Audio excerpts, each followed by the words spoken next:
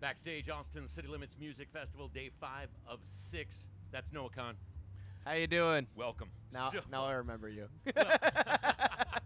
Well, so here's the crazy thing, and I mean this in all due respect. Middle of the pandemic, stick season happens. I do what you do with somebody who has a hard-to-pronounce last name. I go to YouTube, I look to see how Jimmy Kimmel or somebody like that pronounced it, Yeah. and then I see me. You are on there. And it's you and I in the Dell Music Lounge in 2019. Yeah. And honestly, it was like I was watching it for the first time. Not that you didn't leave an impression. I mean, I guess you didn't leave an impression. But It's fine. But now, I mean, it's nuts. I thought you were another emotional singer-songwriter. I do not blame you. And all of this has happened. Yeah. It's been a while, man. It's good to see you again. Yeah. Well, yeah. And again, How'd you say my last name? I can't remember. No, we've done it right. You did it right. I did it right the whole time. Well, good for you. Thank you. The whole thing was sort of a cloud. And, yeah. Talk to me about wrapping your head around because we talked about wrapping your head around what had already happened. Right. But what had already happened is literally 2% of what's happened in the last couple of years.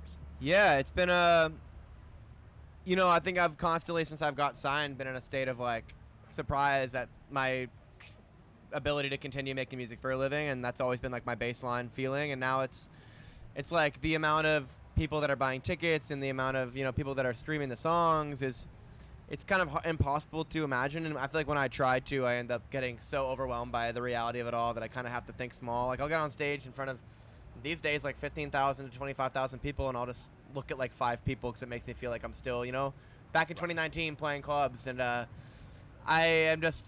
it's just every day I wake up and I wonder if I'm still dreaming. It's an unbelievable feeling. I mean, at the time, now that I've looked at this thing, you told me I'm in damage control mode every day. Yeah. Is that still the case, or is that amplified and intensified? It's amplified, and I'm always kind of waiting for the other shoe to fall in terms of people being oh, you suck, and then it's all gone. Imposter syndrome is at an all-time high, but I find that it's not the worst motivator. I feel like it makes me feel like I have to go on stage every night and prove to myself that I'm supposed to be here, and so I think I'm constantly just trying to find where I fit. And how I fit in this kind of newfound attention and newfound, I guess, success. So part of it is good and part of it is sad because I don't get to fully feel like I'm enjoying it sometimes because I'm always how the hell am I here? But there are moments when I really enjoy it. Last weekend I was here at ACL and I got off stage and I said it was one of my favorite shows I've ever played. I never felt more love from the crowd, and it reminded me why I love making music. So there are moments where I do find myself fully letting it sink in. In some ways, the depression and anxiety and the things you deal with, that's got to be tough, but it's also got to be your superpower? It is in a lot of ways. I think having depression and anxiety is always hard, but I wouldn't wish it hadn't happened because it shaped me into who I am. And I think it's allowed me to, as things get crazier, to kind of still keep considering everything. I think it's so easy to shut off and put blinders on and be life is awesome. Look at me, I'm playing these shows, so I must be a great person, or people are buying my record, so I must be a great artist. And I don't feel that way. I feel I'm always trying to work on myself, and having some anxiety and depression and having something that causes me to think critically about myself all the time, while really exhausting and tiring and a lot of times terrible, sometimes does allow me to feel like I can be more analytical and be more considerate about who I am and what I'm doing. Before this all sort of kicked in the way it has, did you think that was something as relatable as it's become? I mean, because that's what I see the kids really tapping into. I mean... Yeah. I feel to me, when an artist would sing about anxiety, depression, I would feel like it was rare, but when I heard it, it would be the most incredible thing ever because it made me feel heard. And so I think that in my music, I've always tried to have that in there, and I think the people that heard my music did feel heard, have felt heard by the songs, and now that more people are hearing them, I'm able to reach more people who can kind of have that reaction. So I'm glad that I've stayed true to that and continued singing about those things because I want to provide that same feeling for the kids or whoever is listening the way that I desperately needed that from the artists I listened to growing up. And now there's a foundation.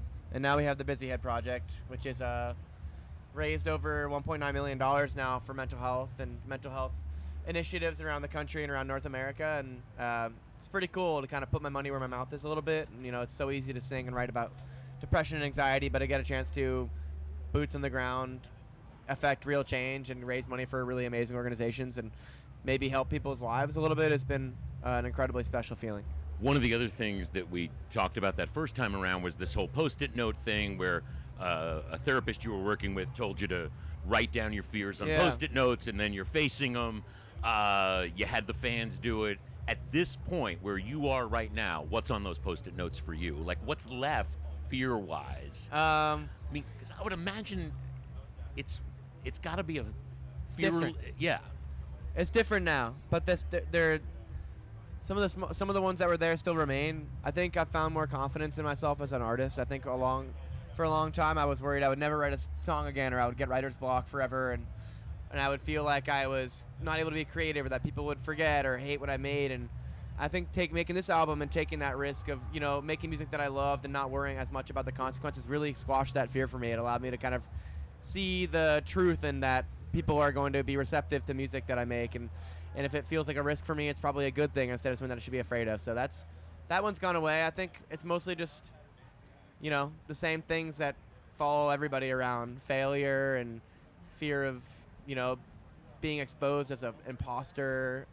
Sometimes I feel like I said, I don't belong here, and so that's a big fear I have is never feeling like I truly fit in the shoes I'm in. But you also seem like somebody who's grateful that all this has happened. I That am you very haven't grateful. lost touch with that part of the journey.